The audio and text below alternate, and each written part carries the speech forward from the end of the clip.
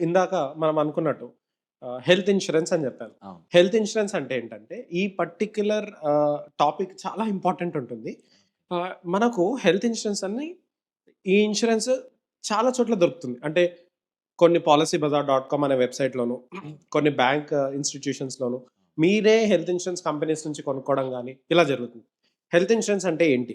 చాలా సింపుల్‌గా జెప్పేస్తాను. చాలా అంటే చాలా. యెస్. ఇప్పుడు ఫర్ ఎగ్జాంపుల్ ఒక 5,00,000 కవరేజ్ అంటే మీ యొక్క కుటుంబాన్ని 5,00,000కి మీరు కవర్ చేసుకోవాలి అనుకుంటే, దానికి సంబంధించి కొంచెం అమౌంట్ మీరు ఇన్స్యూరెన్స్ కంపెనీకి కడతారు. ఆ కట్టే డబ్బుని ప్రీమియం అంటారు. ఓకే. ఇప్పుడు ఇదే ప్రీమియం మీరు పాలిసీబజార్.కామో లేకపోతే ఇతర వెబ్‌సైట్సో లేకపోతే డైరెక్ట్ కంపెనీ నుంచో కొంటే మీకొక సర్టెన్ అమౌంట్ పడుద్ది ప్రీమియం అనగా. హ్మ్. అదే డబ్బులు మీరు బ్యాంక్ నుంచి కొనుక్కున్నారనుకోండి. అంటే చాలా మటుకు నేషనలైజ్డ్ బ్యాంక్స్ కావచ్చు, లేదా ప్రైవేట్ బ్యాంక్స్ కావచ్చు. ప్రతి ఒక్క బ్యాంక్‌కి 4, 5 లేదా 3 అట్‌లీస్ట్ 2 ఇన్స్యూరెన్స్ కంపెనీలన్నా టై అప్ ఉంటాయి. అక్కడి నుంచి గనుక మీరు ఇన్స్యూరెన్స్ తీసుకోగలిగితే, మీకు బయట కొనుక్కుంటే ఎంతైతే అవుతుందో ఇన్స్యూరెన్స్ దానికన్నా తక్కువనే అవుతుంది. ఇప్పుడు ఓకే. ఈ హెల్త్ ఇన్స్యూరెన్స్ ఏముంటాయంటే, చాలా సింపుల్‌గా మనకు హెల్త్‌కి సంబంధించి ఏ ఒక్క ప్రాబ్లమ్ వచ్చి హాస్పిటల్‌లో అడ్మిట్ అయ్యి, మినిమమ్ ఒక రోజు హాస్పిటల్‌లో ఉంటే, అంటే మినిమమ్ 24 అవర్స్ హాస్పిటల్‌లో గనుక అడ్మిట్ అవ్వగలిగితే, ఓకే. దానికి సంబంధించి ఎంతైతే డబ్బవుతుందో, ఆ టోటల్ అమౌంట్ మీకు ఇన్స్యూరెన్స్ కంపెనీస్ నుంచి రావడం జరుగుతుంది. ఇప్పుడు బ్యాంక్ నుంచి తీసుకోవడం ద్వారా అడ్వాంటేజ్ ఏంటి? లేదా బయట తీసుకోవడం ద్వారా అడ్వాంటేజ్ ఏంటి? అంటే ఇన్స్యూరెన్స్ ఒకటే. కానీ మీరు బయట తీసుకుంటే దాని నుంచి వచ్చే కవరేజెస్ వేరుంటాయి. బ్యాంక్ నుంచి తీసుకుంటే కొన్ని అడిషనల్ కవరేజెస్ ఉంటాయి. Additional benefits. అడిషనల్ కవరేజెస్ అవును. ఉంటాయి. అడిషనల్ కవరేజ్ అంటే ఎలా? ఫర్ ఎగ్జాంపుల్ మీరు బయట ఇన్స్యూరెన్స్ తీసుకున్నారు. ఈ ఇన్స్యూరెన్స్ అన్నది మనం ఎంత తక్కువ ఏజ్‌లో ఉన్నప్పుడు తీసుకుంటే అంత ఉపయోగం ఉంటుంది. ఎందుకంటే మన ఏజ్ పెరిగే కొద్దీ రిస్క్ పెరుగుతుంది. రిస్క్ పెరిగే కొద్దీ ప్రీమియం అంటే కట్టాల్సిన డబ్బులు ఓహ్! పెరుగుతాయన్నమాట. ఓకే. సో, ఇప్పుడు మనం బ్యాంక్ నుంచి తీసుకుంటున్నాం అదే ఇన్స్యూరెన్స్. అదే ఇన్స్యూరెన్స్ మనం బయట నుంచి తీసుకుంటున్నాం అంటే అదే కవరేజ్‌కి బ్యాంక్ నుంచి తీసుకుంటే కాస్త తక్కువ డబ్బులవుతాయి. అదే మనం బయట తీసుకుంటే కాస్త ఎక్కువ డబ్బులవుతాయి. అండ్ బ్యాంక్ నుంచి తీసుకుంటే కొన్ని కవరేజెస్ అడిషనల్‌గా గూడా ఉంటాయి. అంటే మీరు ఏ రూమ్ అయినా చూజ్ జేసుకోవచ్చు హాస్పిటల్‌లో అడ్మిట్ అయితే. ఓకే. మేము ఫర్ ఎగ్జాంపుల్ మీకొక 5,00,000 కవరేజ్ ఇచ్చామనుకోండి. 5,00,000ని మీరు మొత్తం వాడేసుకున్నా మళ్ళీ ఇస్తాము. రీస్టోర్ బెనిఫిట్ అని. ఇలా ఓకే. ఇన్స్యూరెన్స్ కంపెనీస్ చాలా ప్రొవైడ్ చేస్తూ ఉంటాయి. బేసిక్ మనం మన కోసం తీసుకునే ప్లాన్‌ని ఇండివిడ్యువల్ పాలిసీ అనుకుంటాం. అదే మీకు పెళ్లయింది. మీ ఆవిడని మీరు యాడ్ చేసుకోవాలి అనుకుంటే అది ఇద్దరు కలిసి ఉంటారు కాబట్టి 2 అడల్ట్స్ ప్లాన్ అంటారు. ఓకే. మీరు మీ ఫ్యామిలీ మొత్తానికి తీసుకోవాలనుకుంటే ఫ్యామిలీ ఫ్లోటర్ అంటారు. అది మనం జనాల్ని యాడ్ చేసే కొద్దీ ప్రీమియం పెరుగుతూ ఉంటుంది. ఓకే. ఈ హెల్త్ ఇన్స్యూరెన్స్‌కి సంబంధించి చాలా, చాలా లొసుగులు ఉంటాయి. చాలా, చాలా అడ్వాంటేజ్ ఉంటుంది. కానీ హెల్త్ ఇన్స్యూరెన్స్ అన్నది చాలా ఇంపార్టెంట్. ఎందుకంటే ఈరోజు రేపు హాస్పిటల్‌లో అడ్మిట్ అవుతే మినిమమ్ టు మినిమమ్ 15, 20 వేలైతే పక్కాగా అవుతుంది. కంపల్సరీ. కంపల్సరీగా 2 రోజులు, 3 రోజులు హాస్పిటల్‌లో అవును. అడ్మిట్ ఉన్నామంటే 15, 20 వేలు పక్కాగా అవును. అవుతుంది. అది చిన్న హాస్పిటల్‌లో. అదే పెద్ద హాస్పిటల్‌లో గనుక మీరు అడ్మిట్ అయ్యారు. సో, మినిమమ్ 1,00,000, 2,00,000 అవ్వచ్చు. మన దగ్గర ఇన్స్యూరెన్స్ ఉండదు. మరి ఆ 1,00,000, 2,00,000 ఎక్కడి నుంచి తీసుకొని రావాలి? అది మనకు బర్డెనే కదా! అవును. సో, ఆ బర్డెన్‌ని మనం ఓవర్‌కమ్ చేయడానికి హెల్త్ ఇన్స్యూరెన్స్ అనేది ఉపయోగపడుతుంది. సార్ ఇందాక మీరు చెప్పిన సినారియోనే ఒకటి రీసెంట్‌గా మా ఫ్యామిలీ మెంబర్స్‌లో జరిగిందనమాట. ఆహా! మా సిస్టర్ వాళ్ళ హస్బెండ్ అనమాట. అతనికి చిన్న బ్రెయిన్‌లో ట్యూమర్ వచ్చేసి హాస్పిటలైజ్ అయ్యారు. సో, అతను ఆల్రెడీ ఫ్రీగానే హెల్త్ ఇన్స్యూరెన్స్ ఇన్ష్యూర్ చేసుకొనున్నారు. అతను ఎవ్రీ ఇయర్ ప్రీమియం గూడా కడుతున్నారు. కాకపోతే హాస్పిటలైజ్ అయినంక ఆ క్లెయిమ్ చేసుకుందామని వెళ్తే, అక్కడ చిన్న పాయింట్ చూపిచ్చేసి ఆ క్లెయిమ్ చేయనీయలేదనమాట. ఆ క్లెయిమ్ క్యాన్సిల్ రిజెక్ట్ చేశారనమాట. జేశారు. రిజెక్ట్ చేశారు. ఓకే. ఆ క్లెయిమ్ అనేది. ఓకే. సో, ఇప్పుడు చూడండి నార్మల్‌గా హెల్త్ ఇన్స్యూరెన్స్ తీసుకునేటప్పుడు డిక్లరేషన్ ఇవ్వాల్సుంటుంది. డిక్లరేషన్ అంటే ఏంటంటే, నా హెల్త్ ఎలా ఉంది? నాకింతకు ముందు అంటే పాలిసీ తీసుకోక ముందు అంటే నేను ఒక ఇన్స్యూరెన్స్ కంపెనీ నుంచి పాలిసీ కొనుక్కునే ముందు నాకు ఏవైనా కానీ వ్యాధులు, రోగాలు ఉన్నాయా? అవును. కొంతమందికి బీపీ ఉంటుంది. అవును. అంటే రక్తపోటు. అవును. కొంతమందికి షుగర్ ఉంటుంది. అంటే చక్కెర వ్యాధి అది అంటాం గదండీ! అవునవును. సో, అలా బీపీ, షుగరు కొంతమందికి కొలెస్ట్రాల్ ఉంటాయి. ఓకే. ఇలా చాలా మటుకు BP, sugar, diabetes okay. Arthritis ఇలా చాలా మటుకు రోగాలు ఆల్రెడీ పాలిసీ తీసుకోక ముందు నుంచే ఉంటాయి. అవును. మీరు ఎప్పుడైనా గాని గుర్తుంచుకోవాల్సిన విషయం ఏంటంటే, ఒక హెల్త్ ఇన్స్యూరెన్స్ తీసుకునే ముందు ప్రాపర్‌గా అన్నీ డిక్లేర్ చేయాలి. అంటే మీకు ఇంతకుముందు ఏమైనా ఆపరేషన్స్ జరిగాయా? మీరు ఏదైనా మెడికేషన్ వాడుతున్నారా? మీకేవైనా ఇంతకుముందు నుంచే ట్రీట్మెంట్ తీసుకుంటున్నారా? ఏదైనా ఇల్‌నెస్ ఉన్నారా? ఇవన్నీ గనక మీరు ముందు డిక్లేర్ చేయగలిగితే, పాలిసీ తీసుకున్న తర్వాత కొన్ని కంపెనీస్ ఏమంటాయంటే, కొన్నిటికి వెయిటింగ్ పీరియడ్ పెడతాయి. అంటే ఫర్ ఓకే. ఎగ్జాంపుల్ బీపీ అనుకోండి. బీపీని మేము కవర్ చేస్తాము. కానీ దానికొక 2 ఇయర్స్ ఆగాలి. అంటే 2 ఓకే. సంవత్సరాలు ఆగాలి. ముందు నుంచే డిసీజ్ ఉంటే కొంచెం ముందు వెయిటింగ్. నుంచి డిసీజెస్ ఉంటే ఆగాలి. అంటే ఓకే. పాలిసీ తీసుకున్న తర్వాత 2 సంవత్సరాల తర్వాత, 3 సంవత్సరాల తర్వాత కవర్ చేస్తామని అంటారు. కానీ మీరు కంపల్సరీగా అది డిక్లేర్ చేయాలి. డిక్లేర్ చేయలేదనుకోండి, మీరు పాలిసీ తీసుకుంటారు. అంటే డిక్లేర్ చేయడం ద్వారా కొంచెం డబ్బులు ఎక్కువ కట్టాలి. అంటే 10,000 కట్టే దగ్గర 12,000, 15,000, 14,000 కడతారు. సో, దాన్ని బట్టి మీకు కవరేజ్ అనేది స్టార్ట్ అవుతుంది. ఇప్పుడు ఈ కవరేజ్ గూడా 2 సంవత్సరాలు, 3 సంవత్సరాల తర్వాత నుంచి కూడా స్టార్ట్ అవుతది. అంటే ఆ పర్టిక్యులర్ ట్రీట్‌మెంట్‌కి సంబంధించి. అది తప్ప మిగతావన్నీ కవర్ అవుతాయి.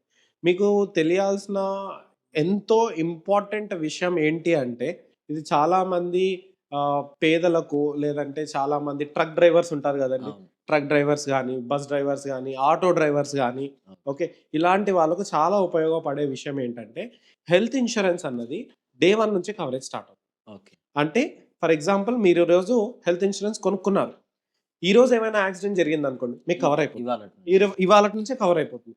కానీ యాక్సిడెంట్ తప్ప మిగతా ఏ రకమైన ట్రీట్మెంట్స్ అయినా కూడా ఐఆర్‌డీఏ అంటే okay. Insurance regulatory development authority of India. Okay. IRDA ఏమంటుందంటే ఐఆర్‌డీఏ అంటే అన్ని ఇన్స్యూరెన్స్ కంపెనీస్ కూడా ఐఆర్‌డీఏకి రిపోర్ట్ చేస్తాయన్నమాట ఇన్ జనరల్‌గా. అది రెగ్యులేటరీ బాడీ. ఓకే. ఐఆర్‌డీఏ ఏమంటుందంటే ఫస్ట్ 30 డేస్ వరకు మీకు ఎటువంటి క్లెయిమ్స్ రావు. అంటే ఓకే. ఎటువంటి ప్లాన్డ్ హాస్పిటలేషన్ వాళ్ళివ్వరు. మీరు ఏం కవర్ చేసుకోవాలన్నా, ఏం క్లెయిమ్ చేసుకోవాలనుకున్నా కూడా 31st డే నుంచి కవర్ చేసుకోవాలని ఉంటుంది. ఓకే. ఓకేనా? సో, ఇక్కడ మనం తెలుసుకోవాల్సిన విషయం ఏందంటే, కానీ యాక్సిడెంట్‌లు మనకు చెప్పొస్తాయా అండి? రావు కదా! మనం పాలిసీ పొద్దున తీసుకున్నాము.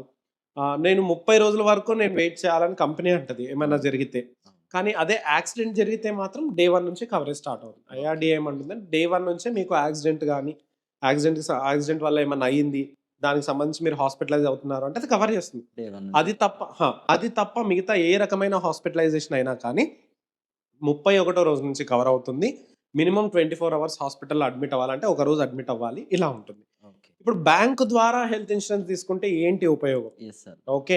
ఇప్పుడు కొన్ని కంపెనీస్ ఏమంటాయంటే 36 నెలలు వెయిట్ చేయండి, 24 నెలలు వెయిట్ చేయండి. మీకు డయాబెటిస్, మధుమేహం లేదంటే రక్తపోటు వ్యాధులున్నాయి. అవి కవర్ చేయాలంటే మీరు మినిమమ్ 2 సంవత్సరాలు ఆగాలి. దాని తర్వాతనే కవర్ చేస్తామంటారు. అవును. కానీ కొన్ని బ్యాంక్స్‌లో వాళ్ళేమంటారంటే ఒక టైలర్ మేడ్ ఇన్స్యూరెన్స్ పాలిసీలు ప్రిపేర్ చేయడం జరుగుతుంది.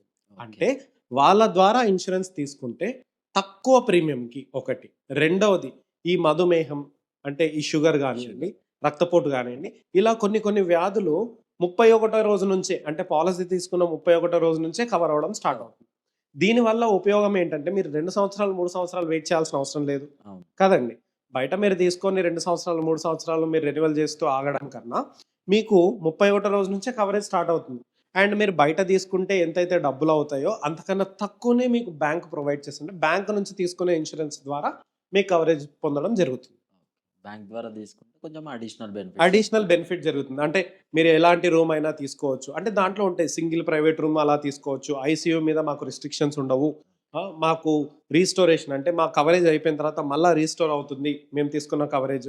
ఈ కవరేజ్‌ని సమ్ ఇన్ష్యూర్డ్ అంటామనమాట. అవును. సో, ఇది రీస్టోర్ అవుతుంది. కొన్ని కంపెనీస్, కొన్ని బ్యాంక్స్ ఏమంటాయంటే టైలర్ మేడ్ ప్రొడక్ట్ అన్నాను కదా! టైలర్ మేడ్‌గా మనం పాలిసీలు క్రియేట్ చేయడం జరుగుతుందంటారు కదా! వాళ్ళు అన్‌లిమిటెడ్ రీస్టోర్ అంటే సంవత్సరంలో మీరు ఎన్ని సార్లు అడ్మిట్ అవ్వండి. అన్ని సార్లు మేము రీస్టోర్ చేస్తాము అని అంటారు. ఇవి చాలా తక్కువ ఇప్పుడు ప్రీమియంకే ఉంటాయి. చెప్పండి. Coverage unlimited. అన్‌లిమిటెడ్ టైమ్స్ అంటే ప్రతి హాస్పిటలైజేషన్‌కి కవరేజ్ రావడం జరుగుతూ ఉంటుందన్నమాట. అవును. ఇలా మనం తీసుకున్నది 5 లక్షలకైనా గానీ మనం హాస్పిటల్‌లో అడ్మిట్ 10, 12 సార్లు అడ్మిట్ అయినా బిల్లు 20, 30 లక్షలు అంటే ప్రతిసారి 5 లక్షలు తీసుకున్నారనుకోండి. 5 హ్మ్. లక్షల వరకు మనకు క్లెయిమ్ అవుతుంది. మళ్ళా రెండోసారి మీరు అడ్మిట్ అయ్యారు. 3 లక్షలయింది బిల్లు. 3 లక్షలొస్తుంది. ఓకే. మళ్ళా మూడోసారి అడ్మిట్ అయ్యారు. మళ్ళా 4 లక్షలయింది. 4 లక్షలొస్తుంది. ఓకే. ఇలా అన్‌లిమిటెడ్ టైమ్ రీస్టోర్ అనేటివి. మళ్ళీ మనకు ప్రీ ఎగ్జిస్టింగ్ డిసీజెస్ అంటామనమాట. ఈ మధుమేహం లేదా షుగర్ లేదా బీపీ, కొలెస్ట్రాల్, డయాబెటిస్ ఇవన్నీ. ఇవన్నీ మనకు 24 నెలలు, 36 నెలలు, 48 నెలలు వెయిట్ చేయాలంట ఇన్స్యూరెన్స్ కంపెనీస్. కానీ ఓకే. బ్యాంక్ నుంచి తీసుకుంటే కొన్ని బ్యాంక్స్ టైలర్ మేడ్ ప్రొడక్ట్‌గా చేసి 31 డే నుంచి మనకు కవరేజ్ ఇవ్వడం జరుగుతుంది. ఓకే. అలా ఉంటుంది. అంటే ఈ ఈ రోజులలో హెల్త్ ఇన్స్యూరెన్స్ కంపల్సరీ అందరికి ఉండడం అనేది చాలా. కంపల్సరీ. కంపల్సరీ. ఇప్పుడు మన అకౌంట్‌లో ఒక రూ. 1,00,000 ఉన్నాయండి. అవును. ఓకే. మనము కల కనం గదండీ! మనకు ఇంట్లో వెళ్తుంటే అంటే ఈరోజు మీరు జాబ్‌కెళ్ళండి, పని జేయడానికెళ్ళండి. ఆటో నడుపుకునే ఆటో డ్రైవర్ గూడా మళ్ళా సేఫ్‌గా ఇంటికొస్తాడా లేదా తెలీదు. తెలియదు. మనకున్న ట్రాఫిక్ అవును. కదా! మీరు ఎంత జాగ్రత్తగా పోయినా అవతల వాడు వచ్చే దాన్ని బట్టి మీ ఆహ్, మీ యాక్సిడెంట్ అవుతుందా లేదా అన్నది మీ ఫేట్ గెస్ నిర్ధారించబడి ఉంటుంది. చెప్పలేమది. సో, అవతల వాడొచ్చి యాక్సిడెంట్ అయినా గాని మన హెల్త్ పాడవుతుంది గదా! అవును. కదా! అప్పుడు హాస్పిటల్‌లో అడ్మిట్ అయింది. మీ అకౌంట్‌లో ఒక రూ. 1,00,000 ఆ 1,00,000కి 1,00,000 మనకు హాస్పిటల్‌లోనే అయిపోతే, సడెన్‌గా మనకు డబ్బులు కావాలంటే ఎలా? అదే హెల్త్ ఇన్స్యూరెన్స్ ఉందనుకోండి. ఎంత అయినా గూడా హాస్పిటల్‌లో కవరేజ్ ఉంటుంది. మీరు 5,00,000 తీసుకుంటే 5,00,000 10 అంటే 10 కొన్ని కంపెనీస్ రూ. 1,50,00,000 గూడా కవరేజ్ ఇస్తాయండి. దాన్ని బట్టి ప్రీమియం డిసైడ్ అవుతుంది. అవును. అండ్ నేను మీకు చెప్పగలిగేదేంటంటే కొన్ని నేషనలైజ్డ్ బ్యాంకులు, కొన్ని ప్రైవేట్ బ్యాంక్స్ నుంచి నేను మీకు అంటే మన వ్యూవర్స్‌కి నేను చెప్పేదేంటి అంటే, మీరు కనుక హెల్త్ ఇన్స్యూరెన్స్ తీసుకోవాలి అనుకుంటే తప్పకుండా బ్యాంక్‌ని అప్రోచ్ అవ్వండి. మీకు ఏ బ్యాంక్ అయినా ఉండొచ్చు. మీకు గవర్నమెంట్ బ్యాంక్‌లో అకౌంట్ ఉండొచ్చు. మీకు ప్రైవేట్ బ్యాంక్‌లో అకౌంట్ ఉండొచ్చు. కానీ బ్యాంక్ ద్వారా తీసుకునే ఇన్స్యూరెన్స్‌లో మీకు చాలా అడ్వాంటేజెస్ ఉంటాయి. మీరు డైరెక్ట్‌గా పాలిసీలు తీసుకోవడం కన్నా బ్యాంక్ నుంచి తీసుకుంటే మీకు తక్కువలో అయిపోతాయి. ఓకే. అలా అండి.